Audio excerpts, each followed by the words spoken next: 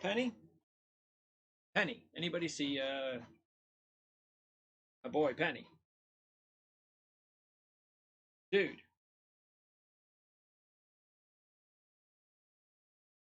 what are you doing, man?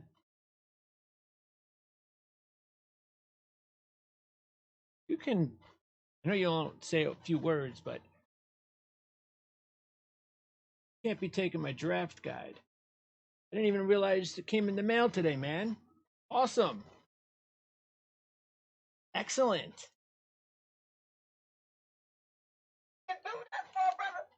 Absolutely. I got, look, got your own guide right here. Matter of fact, go ahead.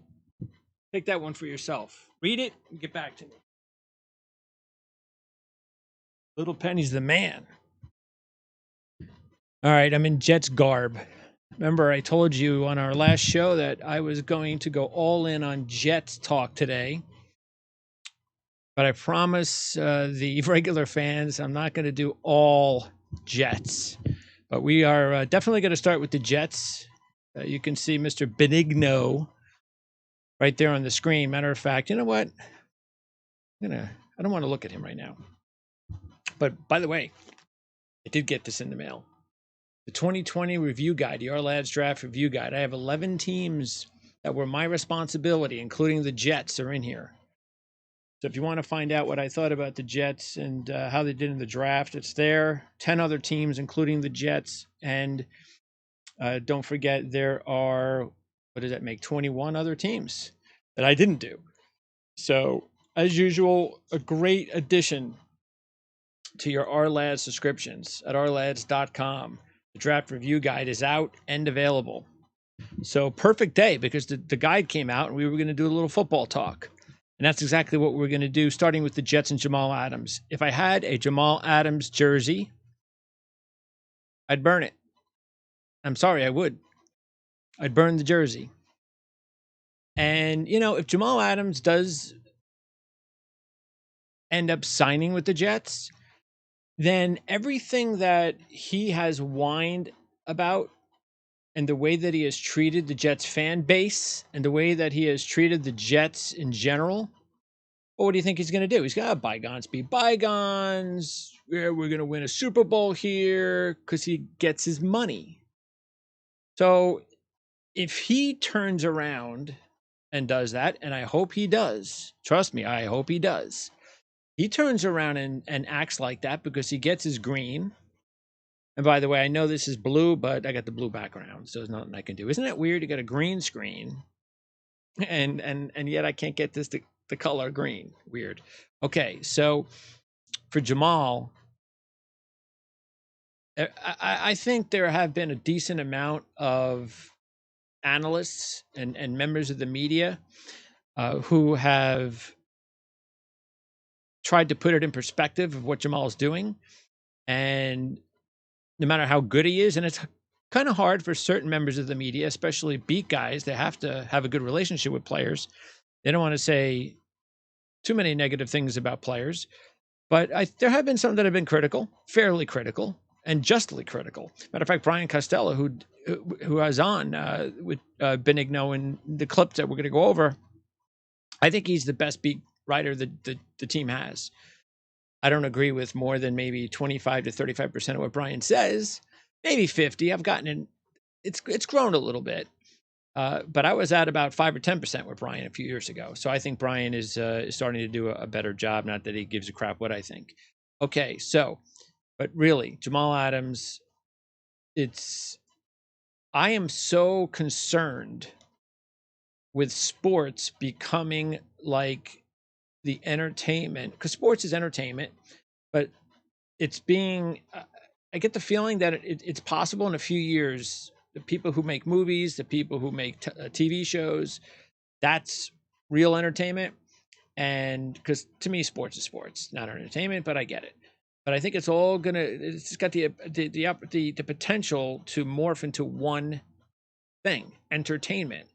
And if they morph into one industry, it's a disaster. Because look at what's happened over the last several years in Hollywood, the way that they put down a certain number of people, fans of their movies. You know, there are people out there that, and you know, they don't say it until they're successful, but they'll say and tear down. Nobody cares if you turn down if you say something real negative about a politician. I hate politicians. Most people do. But when you start bashing the people because they voted for a politician, well, look at what's going on in Hollywood today. I mean, nobody watches any of the award shows anymore. They don't listen to these people anymore. And there are a lot of people who won't even watch movies anymore from people who have said negative things about them. I don't blame them. I'm not like that. You know, I'll still watch certain shows, even if I don't believe in what they're saying, or if I feel like they're putting me down for anything, not just politics, but for any particular reason, anybody. And that's what's going on in sports now. Jamal Adams is putting down Jet fans. For what reason can you be? Why are you putting, now, if you want to put down Jet fans on social media, then say that. Specify who you are putting down. Say, you know what, there are Jet fans on Twitter, there are Jet fans on social media in general, and I don't care what they have to say. You know, if you want to point fingers and say negative things about Jet fans, make sure that you imply it's because they are on social media. It's the social media Jet fan I don't like, or the social media Jet fan, et cetera, et cetera. But do not just say Jets fans, because 90% of the Jet fans, maybe 95% of the Jet fans, are not on Twitter. But you have decided to put them all into one big fishbowl. They're all the same when you say Jets fans. And that is just so wrong. And I'm sorry, but you walk around saying you want to play for the Cowboys, which you're not playing for the Cowboys. Now, I heard about some rumored trade about Gallup to the Jets for Adams.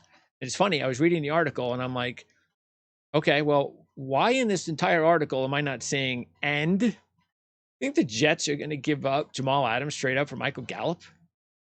Are you high? Gallup and a first round pick? Now we've got something. Because remember, I said that the Jets should be starting conversations with 2 first round draft picks. Jalen Ramsey, what was that? That was first round. That was 2 first rounds. And I believe also, I think you got a 4th. And Khalil Mack went for 2 first round draft picks, and a bunch of other picks that were thrown in there back and forth. And Mack, by the way, the Bears not only gave up 2 first round draft picks for Mack, but they also gave him a contract that made him the highest paid defensive player in the history of the NFL.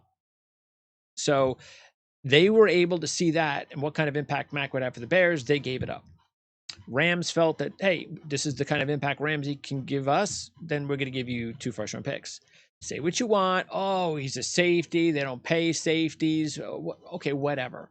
But the fact is that if Adams believes that he is worth, because I think he believes that. I think he believes, when you take quarterbacks out of the picture, hey, I'm every bit as important to the Jets that Jalen Ramsey is to the Rams, or that Khalil Mack is to the Bears.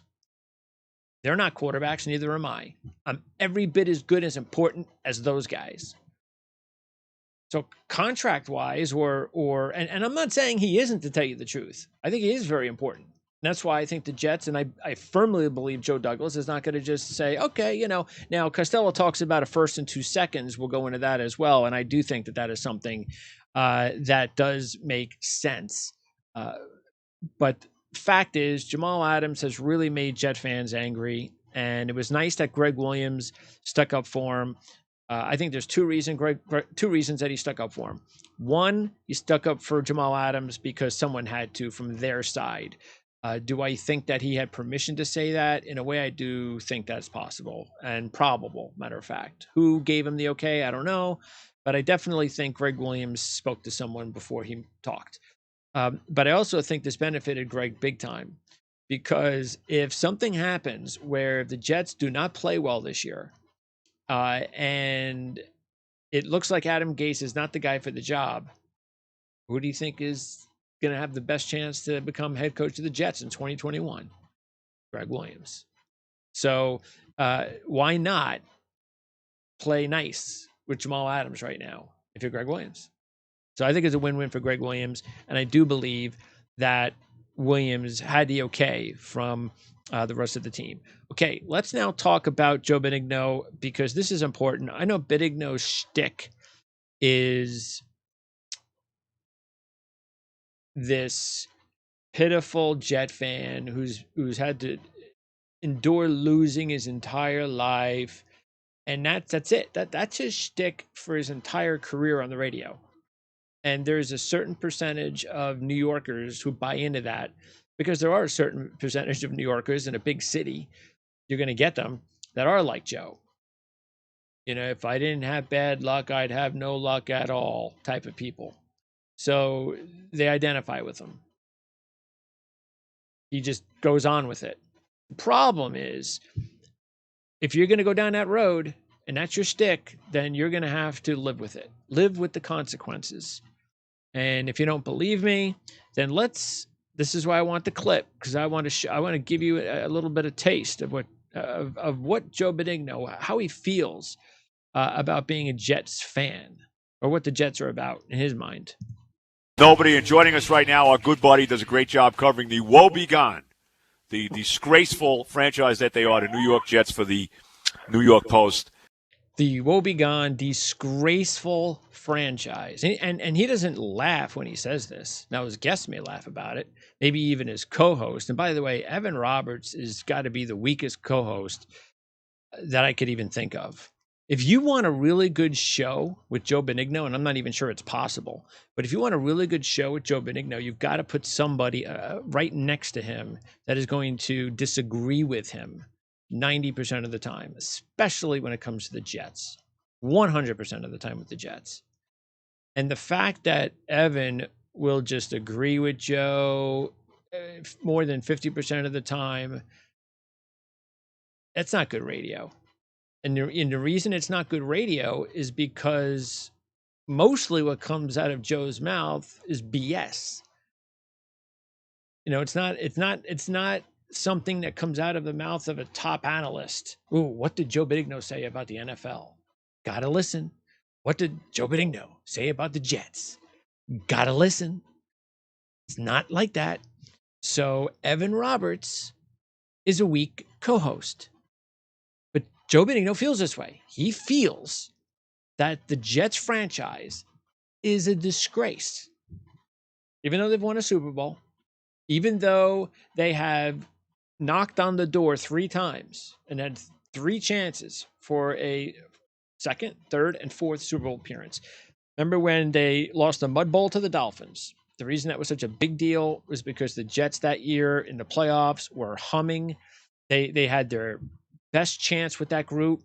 You had Freeman McNeil, you had Wesley Walker, you had Mickey Schuler.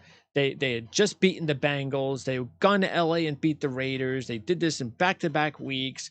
They had more talent, more playmakers than the Dolphins. So the field gets muddy. Todd throws the 2 picks. There's the end of the season. Dolphins go to the Super Bowl and can't beat the Washington Redskins, who, by the way, that year they weren't. That was not one of the best Washington Redskins teams. Good team, yeah, but that's definitely, if you're talking about all-time great Super Bowl teams, that's got to be like bottom 90%. That one. So Jets had a chance and they blew it.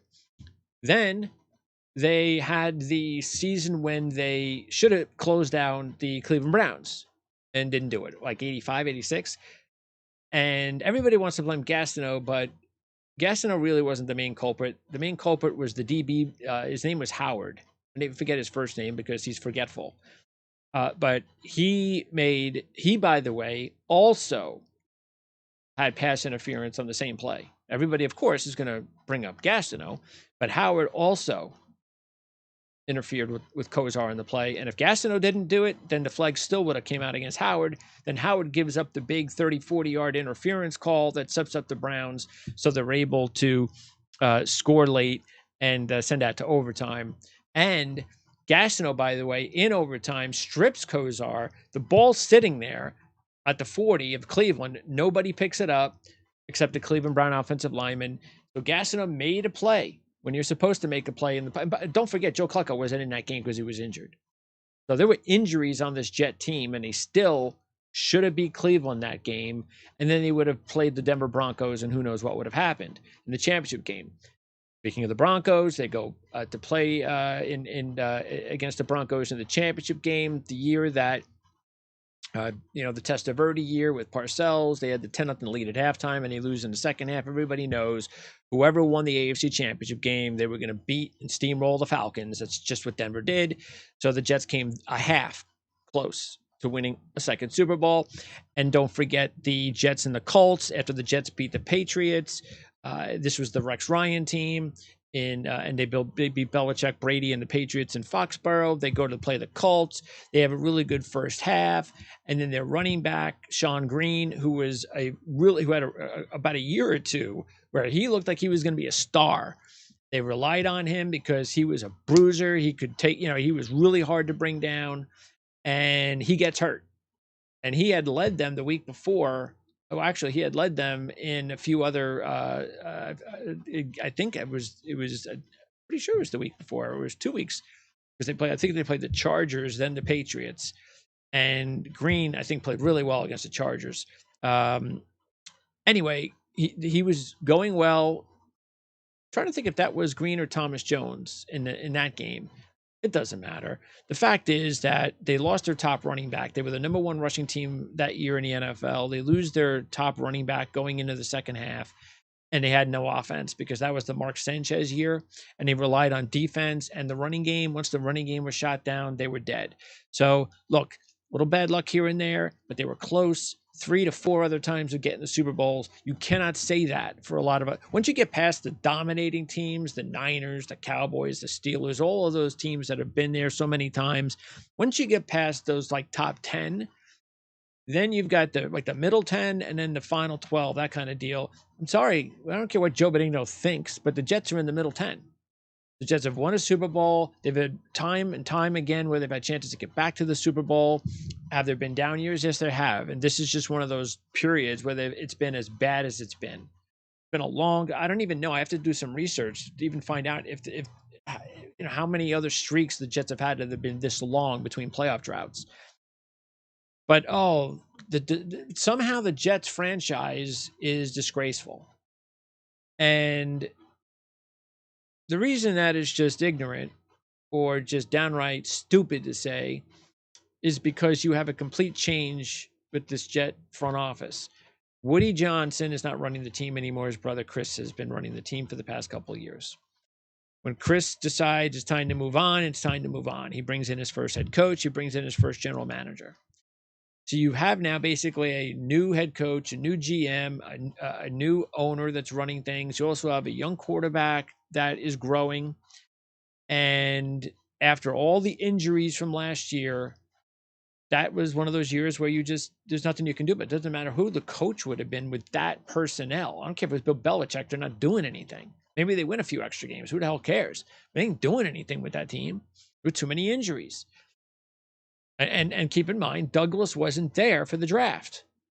So he didn't get a chance to put a stamp on his team until this year. So so the people who want to talk about, disgraceful franchise, you can do that if you're a member of the media, straight media, that's not a Jet fan. But when you call yourself a Jet fan, that's what just it bothers me to no end, because I know what's going to happen when the Jets win. I know what's going to happen. This guy is going to turn around and get on the bandwagon. He's going to do it. And he's going to be talking about how great it is. And he's going to start, even though he's always going to have a huge negative bone in his body, a big one, he is going to jump on their bandwagon at some point. He's going to do it. And I'm sorry, but that's not a fan. Matter of fact, if you take a look at the true definition, where do I have it? I think I have it here. The true definition of a fan, I have that here somewhere. Here it is. A fan, short for fanatic, and a fanatic is a person filled with excessive and single-minded zeal or passion. Okay, and by the way, I've said this before too. when you're a fan, it doesn't mean that you have to, hey, anything the team says, you're right, I love you. Sort of like if you're being paid by the team. That's different. Nobody's saying that you kiss their butt. But there's a big difference between kissing the butt of your team and just trashing your team when they should be given the benefit of the doubt. There are times when they're not given the benefit of the doubt. There are other times when you should, especially when you are a fan. Media doesn't have to do that, but when you are a fan, I don't care if you're part of the media or not, you're supposed to give them the benefit of the doubt, especially now. And by the way, look, if it's same owner, same GM, same head coach for 3 or 4 years, and all they do is lose, and you don't want to give them the benefit of the doubt, I'm all there with you. But new GM, new head coach, new owner, young quarterback, all these good young players you now have on the team. Your big high-priced linebacker was hurt all year. He's back this year. You've got more talent you've had on this team in years now. There's more hope you should have on this team than years, and you don't give them the benefit of the doubt with Jamal Adams. And you sit there and still call them disgraceful.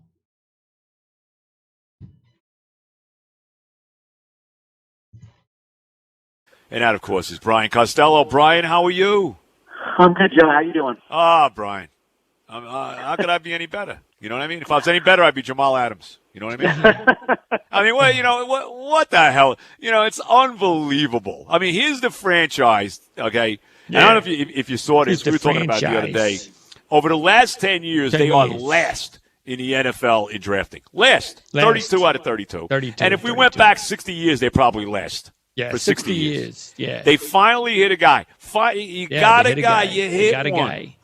The guy's the real deal. Probably the best safety in football. Yeah. And now he's going to be more than likely going to be gone at some.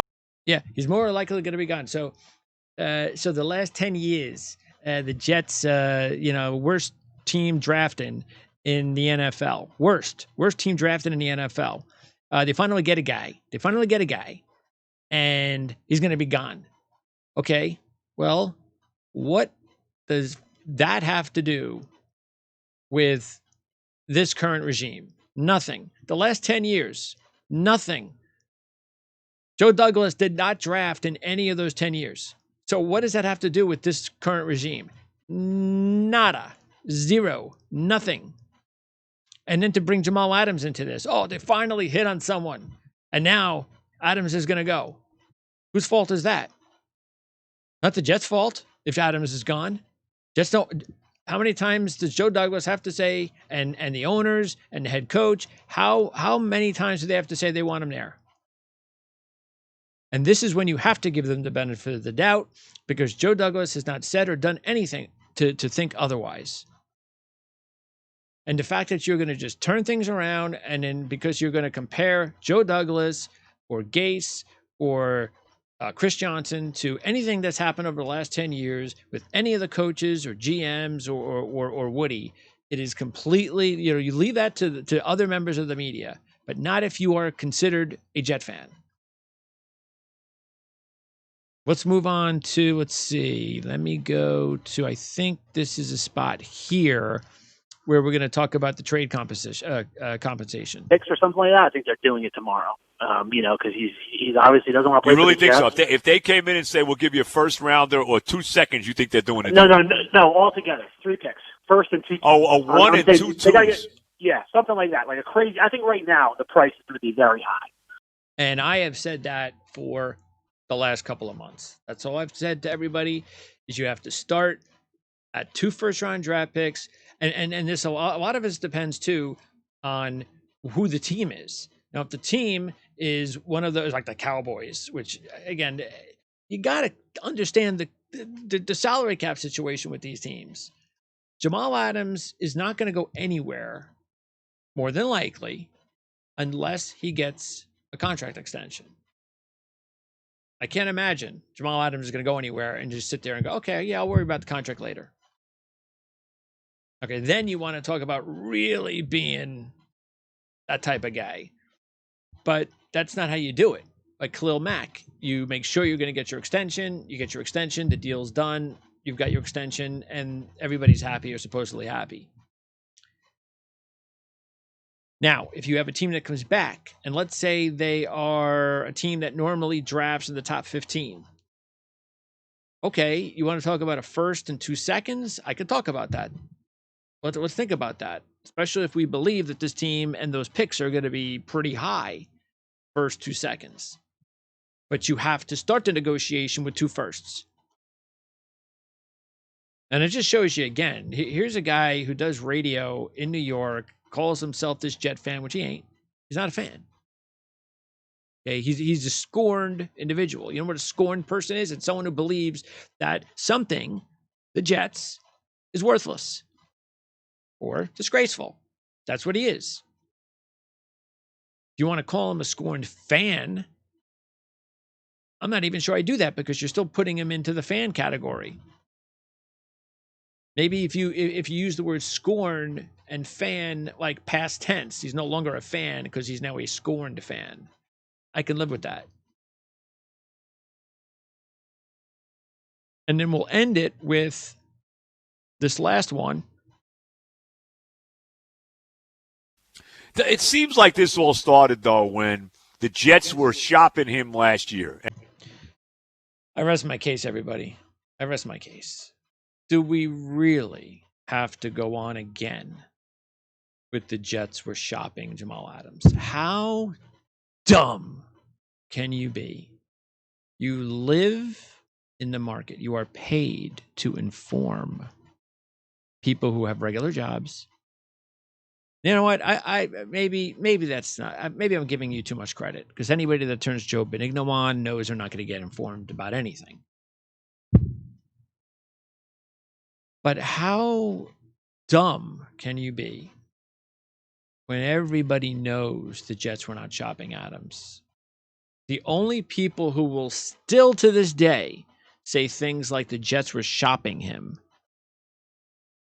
are members of the media who hate New York teams, hate the Jets, are looking to give it to Jet fans. For someone who thinks he's a fan to be that dumb and to say the Jets were shopping him. You know what shopping him, the Jets were shopping him means? This is what that means. Jerry, Joe, yes, Jamal Adams. What do you give me? Yeah, I don't think so. All right, well, I'll try you again when you up the offer. Thank you. Because I can. Bill, Joe, how's everything going with Cam? Uh-huh. Yeah, I got Jamal. What do you want? Okay, what do you give me? Really? Not good enough. Thanks, Bill. Take care. So that's what happens when you are shopping someone. When you are a general manager that is smart and you know what? I'm going to get rid of this because I can't stand looking at his face anymore. When you are someone that is a really good general manager and you leave the door open for any crazy potential offer for anybody, this is what you do. Oh, ring. Hello, this is Joe Douglas. Yes. Jerry Jones, how are you? Jamal Adams. We're not trading Jamal Adams. Why would we do that? Huh? Okay. Okay, well, what would you give me? Yeah, it ain't gonna happen. All right. Well, just, if you want to give me a call anytime. The door's open, the phone's open. Anytime you want to give me an offer about any player on my team, you are more than happy to do so. Of course, I'm not going to always agree to make a deal with you, but I'm always open to listening to what you have to say, Jerry. Thank you very much. That's what a really good general manager does. And anybody who doesn't get that, and look, I don't blame Jamal for not getting that because he's a kid. He just doesn't get it. He still lives in social media land. And wasn't it like about 6 months ago or a year ago when something happened on Twitter and he says he's not going to use it anymore? Now, I'm not even sure if he does still use it. I think he does. But he said something along those lines. And he just goes ahead and starts still talking now. I don't know if he's gone from Twitter to Instagram to talk to people, but it's the same freaking thing. So I don't get it, man. I just, again, for Jamal Adams' sake, I do, because he's young. I get it. But there are just other people that just do not get it. And I'm not single. And the reason I wanted to bring Joe into this is making him an example of a lot of other. See, to me, he's the top example because he is a huge Jet fan, or was. And it's important for me to put him up there because there are so many other members of the media doing and saying exactly what Joe has said. The Jets are shopping him. The Jets are not shopping him. The Jets have never shopped Jamal Adams. I'm not even going to get into a debate on words. It has never happened. But there are a lot of people in the media today that believe that if you keep saying something, even if it isn't true, that eventually, if enough people say it, people will believe it. And so if you have it out for an organization like Joe Benigno has out as a scorned person, he has it out for the Jets because he's no longer a fan. He's just a scorned person. And because of that, he's going to do everything in his power to give it to the Jets too. But he's the one, because he's a Jet fan that, or used to be, who should be held into higher regard. And that's why he's the one that I make the example out of. Let's stay in the NFL and no, excuse me. Let's stay in football. In college, Morgan Scalley. I didn't even hear about this, but he used a racial slur. I think it was in early June. It came out about a 2013 text that he used a racial slur. And yeah, and so he got suspended. Just got reinstated. So I guess it was for a month. This is what I'm hearing and reading. And I read, so I went to this article, to that article, this site, to that site, because everybody's talking about this racial slur. I'm trying to find out, what did he say? I can't find out. Nobody's saying what he said. Couple things. What on earth? Who? I don't. Where do we find this stuff? How does somebody find out about a tweet from a I don't care how good the defensive coordinator is. If he was so good, he wouldn't have been the defensive coordinator or on Kyle Whittingham's staff for like 11, 12 years, whatever. He'd be a head coach by now. So most of the country's never heard of Morgan Scalley. How did anybody find out about this? Seriously, I mean, I don't even know how that blows my mind. Then they find out that there's some racial slur and we don't know what that word is. And that bothers me because I know how the media is. Just because they think it's a racial slur doesn't mean I'll think, or doesn't mean a lot of other people will think it is. Now, maybe it is. Maybe he deserved to be suspended. But all of a sudden, he's reinstated. So that makes no sense to me. So it couldn't have been anything that bad. Because if it was that bad, there's no way he could still be on the staff. So this doesn't make any. And then you take a look and find out about, and of course you're going to get former players are going to come out, especially the ones that want to put their name out there. This is the perfect time. This is perfect time to jump on a racist story. There was a report about several former student athletes making said that Scalley made comments about their hair, appearance, and or clothing that they believe implicated racial stereotypes and demonstrated a lack of interest in understanding them. Of course, Scalley denied treating any of his players different due to race. So the other day we talked about Akrum Wadley, and because, kid you not, Kirk Ferentz took his meal card away from him. Oh, where's his meal card? No. I got the meal card. Hey, look at it. I got the meal card. Hey, I've got the meal card. Give me that. So he took the meal card away from him, and he just went absolutely insane. And it was just a moment in his life that was, you would have thought the kid was teleported back to being a member of the Junction Boys under Bear Bryant. And now we got some players who played on the Scalley and are saying that he made comments about their hair and appearance or clothing that they believed implicated racial stereotypes. And then 2 former black players reported that prior to 2013, he used the words black ass when addressing a player during practice, and several former players reported that Scalley made comments about their appearance that they believed to be rooted in racial stereotyping. And of course, again, Scalley denied the allegations, the accusations. Ugh.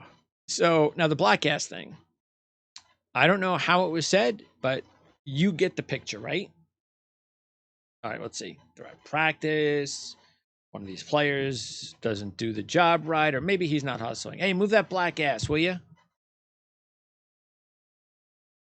How many times have you heard a coach maybe say to a white player, "Hey, move that big white ass of yours. Hey, don't hit me with that white ass of yours." That's probably what. It's the only thing I could imagine he said it, how he said it.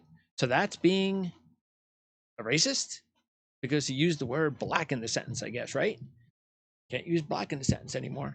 Anybody, see, it used to be the N word. Now it's just going to be the B word too. Can't use black. Can't use N. Can't use black. So all of a sudden, then Washington Redskins news. Tony Dungy tells the undefeated's William Roden that he makes a conscious effort not to say Washington's team name during broadcasts. Dungy also doesn't see how it would be hard for the team to make a change to its name. First off, I want to tell everybody that Tony Dungy is an awesome man. Great man. I respect him a lot. He has every right to not use the Redskins name if he wants to. That's his American right. I think I've told people before when I was really young and I was getting, matter of fact, I think it was I know for sure, it was the game Jet fans would remember against Tampa Bay. Wayne Corbett scores big touchdown for them. They beat the Bucs in Tampa. I was at the game and I was getting sound and I'm going back and forth to the locker rooms, and I head back to the Tampa Bay locker room just trying to see if any of the players left over. And Tony Dungy starts walking by. I'm like, holy crap. And normally I would have probably been like, all right, but I asked him, this is, can I get a few comments, coach? And he said, yeah, which I thought was absolutely awesome. I didn't have ESPN tattooed or NBC or any of that stuff, or CBS tattooed to my, sticker on my chest, or any of those passes around my neck that said ESPN. So for him to do that for little old me was so awesome. And I always remembered him for that. And I know what kind of a great man he is. That's why he's in the Hall of Fame. He's not in the Hall of Fame because you could say that he's in the Hall of Fame because of his coaching resume. Yeah, he's won some games, but come on. I mean, Tony Dungy was not this 3 or 4 time Super Bowl champ. You don't win just because you win a Super Bowl, if you're a coach or a quarterback, doesn't mean you're going to the Hall of Fame either. But the main reason he's there is because of the greatness of this man, and everything he's done, player, coach, everything, but the greatness of him. Now, it's interesting. I was reading the article and it said, despite continued public pressure to do so, Washington has made no public plans to change its team name anytime soon. What continued public pressure from who? From 5 or 6 people that have nothing better to do with their lives? Because this is what's going on. We take a very small group of people that say this needs to change, like the whole Aunt Jemima thing. Remember? Well, of course you remember. So the Aunt Jemima thing came out a few weeks ago. And then as soon as the company said that they were going to change the name, a family member came out the next day and said, why are you doing that, basically? I don't want you to change the name. We're proud of that. But they know better than you. So even though it's your family name and you're happy with it, we know better than you. So you don't realize it, but you are offended. And that's what's going on with the Redskins too. Because if you really look at it, and look, when it came out, when it was really a bigger issue about, I don't know, 8 years ago, first thing I did was I was like, okay, look, I'm not Indian. Let's see. I'm gonna see what they have to say about it, and if there's a groundswell of big numbers of Indians and they are threatened by this and it needs to go, then you know what? Okay, it's time to go. And you can get this on Wikipedia. So I did some of the research just recently to kind of remind myself of what was said back then. 3 Virginia Indian leaders said that they are not offended by the name Redskins, but are more concerned about other issues. Makes sense. Robert Two Eagles Green, retired chief of the Fredericksburg area Potawatomi tribe, stated on a radio talk show he would be offended if the team changed his name. And by the way, I'm bringing that up because there was somebody in here actually that said that they were concerned, but yeah, this one again, Robert Two Eagles Green stated on a radio talk show he would be offended if the team changed its name. So again, letting you know that he would not be offended if they didn't change the name, but he would be offended that he did. But yeah, there is somebody that there are a couple people that did have issues with it, but finding out that there were just as many people, if not more, with these power positions within the Indian community, that's all you need to know, especially because it outweighed the people who had an issue with it. Let's see, John Leitner, who is a current chief of the Potawatomi tribe, said that while he was not offended by the name, he would support changing the name to the Washington Potomacs. Then also, there was an NFL Salute to Service Month, Native American Heritage Month. The Washington Redskins recognized 4 members of the Navajo Code Talkers Association during a commercial break. One of them, Roy Hawthorne, has stated, "My opinion is that's a name that not only the team should keep, but that's a name that's American." So because there were a lot more pro keep the name than not on the Indian side, that's why it went away. And I know this is going to go away too, because Tony Dungy was asked a question, he gave the answer, he can continue to do exactly what he said that he's going to continue to do. I have no problem with that at all, and I think we're all going to move on. And we're going to close up here real soon, but I just want to remind everybody this is a good time as any that I do not like 90% politicians. I do not like 90% of the media. I think most of them are scum. I think they're scum because they don't care who gets hurt. Millions of people in this country are hurting right now and no one cares. And the media and the politicians are the ones that could do all the help. And they're not. And it's sickening to me, really is. And it hurts sports huge, big time. And it's my industry. And not only is it hurting people just to get back to regular work, but it hurts my industry, and that's what these shows are about. And look, if anybody that, as I've said before, you do the homework, you can see that the numbers just don't lie. We should be getting back to work. We should be getting back to sports with the fans in the stands. And we certainly hope that that's going to be the case real soon, because that's my mission. You know, let sports fans, true fans, know that sports can go on with fans in a responsible manner. And that's why I was pleased when I saw that the NFL was considering asking fans to sign a waiver to attend games. Perfect. Beautiful. Because what the waiver does is it tells the fans, if you don't want to go to the game, you don't have to go to the game. You come to the game. Now, whether or not they want to say you have to wear a mask or not, I don't care about that. If that's what they say, that's what they say. If they want to keep you 5 or 6 seats apart, that's what you do. But you also sign the waiver. And I can guarantee you that the exact number of fans that they say can come to those games, I guarantee you that you're going to get 90% sold. And of course, I'm saying, because I'm assuming that most of these stadiums will be no more than 50% full or allowed to be 50% full. But you watch. Fans are going to go to the games they're allowed to, and the waivers are a perfect remedy. And finally, I'm debating with myself, we'll talk more about this in the coming days, about whether the news of the college students in Alabama organizing the COVID-19 parties for contests, see who gets the virus first is a good or a crazy idea because of the fact that I've said before, I think that the quicker people get the virus, especially the kids, especially the college kids, because I want to see college football this year. The quicker they get them, the quicker they won't have it anymore, and we can move on. So I'm not really sure how I feel about that. Don't forget NASCAR coverage. We already have that available on demand from Monday or Tuesday, I think. Doesn't matter. It's available on demand. Preview the Brickyard 400. Check that out. We have our horse racing coverage tonight and tomorrow. Big Saturday at Belmont Park with John Hardoon from the Sheets. If you enjoyed the video, you'd like to see more, including, don't forget, the Big Three tournaments come up later this month. And next month, baseball, hockey, basketball will be on top of that. We start our pro football season previews next week, so don't miss out on that.